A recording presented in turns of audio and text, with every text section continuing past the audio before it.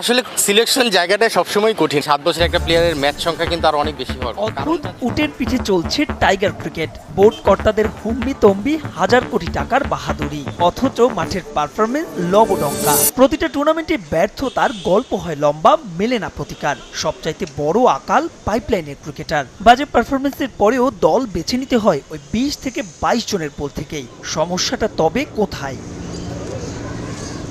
জাতীয় দলের এবার আর ভারতের প্রস্তাবে মন গলবে না আইসিসির। কঠোর হস্তে ভারতের দাদাগিরি দমন করবে ক্রিকেটের নিয়ন্ত্রক সংস্থা। ক্যাপ্টেন হবেন কবে? ইনশাআল্লাহ দেখা যাক। আসসালামু আলাইকুম সুপ্রিয় দর্শক বন্ধুরা, এবার পাকিস্তানে অনুষ্ঠিত আগামী চ্যাম্পিয়ন্স ট্রফিকে কেন্দ্র করে পাকিস্তানে না যাওয়ার বার্তা দিয়েছিল ভারত। তবে শেষ পর্যন্ত এবার ভারতের উপর কঠোর হচ্ছে আইসিসি। দর্শক বন্ধুরা, এবার সেই সকল বিষয়গুলোকে কেন্দ্র করে আপনাদের মাঝে গুরুত্বপূর্ণ কিছু তথ্য তুলে ধরেছি। দর্শক বন্ধুরা, অন্যদিকে এবার বাংলাদেশ ক্রিকেটে যেন কোটা পদ্ধতি শুরু হয়ে গিয়েছে। এসপি লেভেল এবং জাতীয় লেভেলে যেন এবার কোটা পদ্ধতিতেই চলছে বাংলাদেশ ক্রিকেট। দর্শক বন্ধুরা, এবার সেই সকল বিষয়গুলোকে কেন্দ্র করে আপনাদের মাঝে স্পেশাল কিছু প্রতিবেদন তুলে ধরেছি। দর্শক বন্ধুরা, অন্যদিকে এবার ক্যাপ্টেন হয়ে বাংলাদেশের জাতীয় দলে ফিরতে চান আকবর আলী। দর্শক বন্ধুরা, অনূর্ধ্ব 19-এ তিনি বাংলাদেশকে একমাত্র শিরোপা জিতিয়েছিলেন। দর্শক বন্ধুরা, চলুন আমরা সেই সকল বিষয়গুলো পরিপূর্ণ জেনে নেই এবং সেই সাথে শেষ পর্যন্ত আগামী চ্যাম্পিয়ন্স ট্রফিকে কেন্দ্র করে কি হতে যাচ্ছে। উটের পিঠে চলছে টাইগার ক্রিকেট। বোর্ড কর্তাদের হুম্বি তম্বি, হাজার কোটি টাকার বাহাদুরি, অথচ মাঠের পারফরমেন্স লবডঙ্কা। প্রতিটা টুর্নামেন্টে ব্যর্থতার গল্প হয় লম্বা, মেলে না প্রতিকার। সবচাইতে বড় আকাল পাইপলাইনের ক্রিকেটার। বাজে পারফরমেন্সের পরেও দল বেছে নিতে হয় ওই 20 থেকে 22 জনের পোল থেকেই। সমস্যাটা তবে কোথায়? জাতীয় দলের পাইপলাইন শক্তিশালী করতে 2003 সালে রিচার্ড ম্যাকিন্সের অধীনে যাত্রা শুরু হাই পারফরমেন্স ইউনিটের। কিন্তু 21 বছর পরেও এইচপির একটা কাঠামোই দাঁড় করতে পারেনি বিসিবি। বয়সভিত্তিক পর্যায়ের কথা বলা হলেও অস্ট্রেলিয়ায় এইচপি নামের যে 3 ফরম্যাটের দল যাচ্ছে, সেখানে রীতিমতো জগা খিচুড়ি। এই যেমন দুটো বিশ্বকাপ খেলার তানজিদ তামিম কিংবা অভিজ্ঞ আফিফ হোসেন ধ্রুব, আছেন 28 বছর বয়সী আবু হায়দার রনিও, 13টা করে টেস্ট খেলার সাদমান জয়রাও নাকি এইচপির ক্রিকেটার। জাতীয় দল থেকে বয়স ভিত্তিক। যদি হাতে গোনা কয়েকজনকে ঘুরিয়ে ফিরিয়ে সব জায়গায় খেলানো হয়, তবে তো ক্রিকেটার সংকট থেকেই যাবে। নগদের কাছে সব গ্রাহকই প্রিয়, তাই তো সারা দেশে ক্যাশ আউট চার্জ সবচেয়ে কম। দেশে ক্রিকেটের আধুনিক সব সুযোগ সুবিধা মূলত জাতীয় দল কেন্দ্রিক। পড়তে ফর্মে থাকে ক্রিকেটারদের তাই পাঠানো হচ্ছে টাইগার্স বা পরের স্তরের দলগুলোতে। কিন্তু এইচপির মতো স্কোয়াডে যদি আধিক্য থাকে সিনিয়রদের, তবে তরুণ ক্রিকেটারদের হবেটা কি?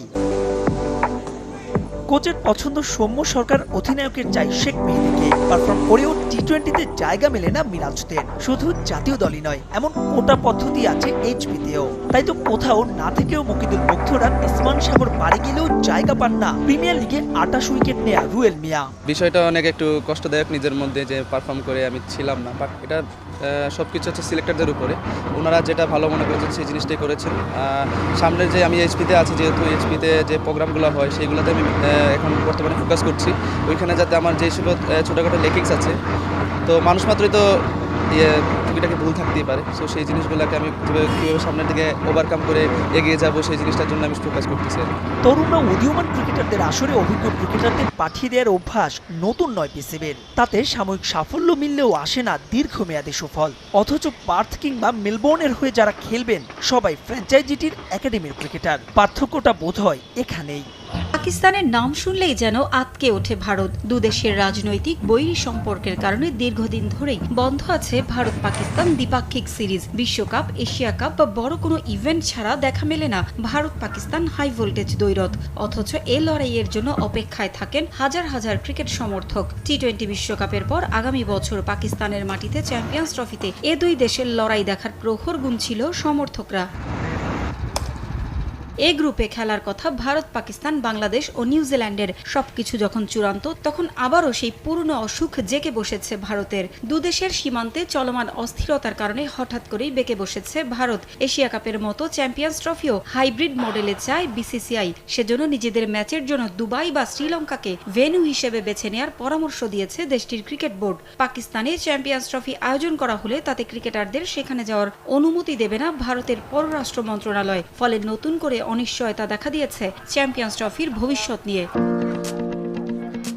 যদিও পাকিস্তান সহ বিভিন্ন দেশের বেশ কয়েকটি গণমাধ্যমের খবর, এবার আর ভারতের প্রস্তাবে মন গলবে না আইসিসির। কঠোর হস্তে ভারতের দাদাগিরি দমন করবে ক্রিকেটের নিয়ন্ত্রক সংস্থা। গণমাধ্যমে আরও খবর বেরিয়েছে, প্রয়োজনে ভারতকে বাদ দিয়ে পাকিস্তানেই হবে চ্যাম্পিয়ন্স ট্রফির নবম আসর। সেক্ষেত্রে ভারতের পরিবর্তে সুযোগ দেওয়া হবে শ্রীলঙ্কাকে। র্যাঙ্কিংয়ের শীর্ষে থাকা 8 দল নিয়ে ওয়ানডে ফরম্যাটে আয়োজন করার কথা চ্যাম্পিয়ন্স ট্রফির। সেবার র্যাঙ্কিংয়ে পিছিয়ে পড়ায় যোগ্যতা অর্জন করতে পারেনি লঙ্কানরা। তবে ভারতকে বাদ দিলে কপাল খুলতে পারে শ্রীলঙ্কার।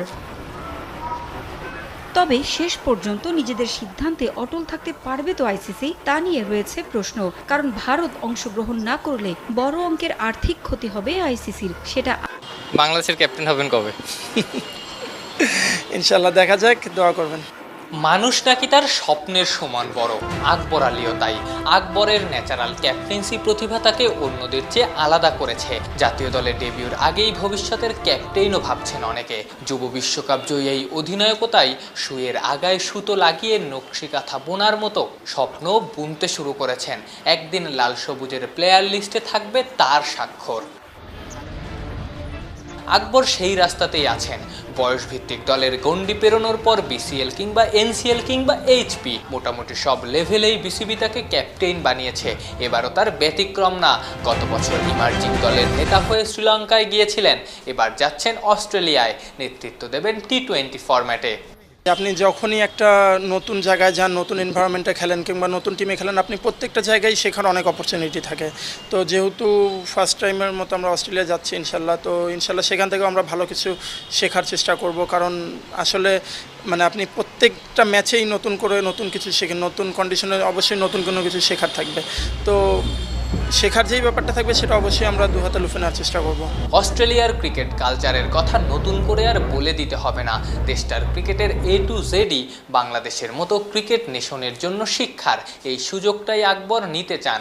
যেহেতু দেশটায় নিয়মিত যাওয়ার সুযোগ হয় না, অজিদের প্র্যাকটিস মেথড ক্রিকেটার হওয়ার রাস্তা খুব কাছ থেকে দেখার এই সুযোগ একদমই মিস করতে চান না এই উইকেট কিপার ব্যাটার। নতুন এক্সপিরিয়েন্স হবে ইনশাল্লাহ, যেহেতু আমরা আগে কখনোই অস্ট্রেলিয়ায় খেলিনি। তো আশা করছি সেখান থেকে আমরা ভালো একটা চ্যালেঞ্জিং একটা সিরিজ হবে এবং সেটা আমরা ভালো করতে পারবো ইনশাল্লাহ।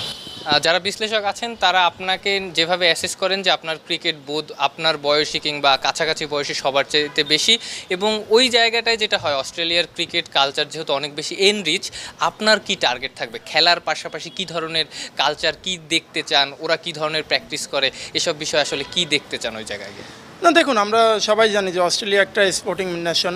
তো তাদের স্পোর্টসের ইতিহাস বলেন বা কালচার বলেন, এটা অবশ্যই আমাদের থেকে অনেক অ্যাডভান্স। তো চেষ্টা করব সব ওখান থেকে অবশ্যই কোনো কিছু শেখার। কারণ আপনি যেখানেই যাবেন নতুন কোনো কিছু, নতুন পরিবেশে গেলে অবশ্যই সেখানে শেখার অনেক কিছু থাকে। তো সেখানেও ব্যতিক্রম কোনো কিছু না, চেষ্টা করব ভালো কিছু শিখে সেটা আমাদের নিজেদের গেমে ভালো ইমপ্লিমেন্ট করার। অস্ট্রেলিয়ায় নিজ নেতৃত্ব গুণে সবাইকে মুগ্ধ করতে চান আকবর। অতীত বলে আকবর সেটা পারবেনও।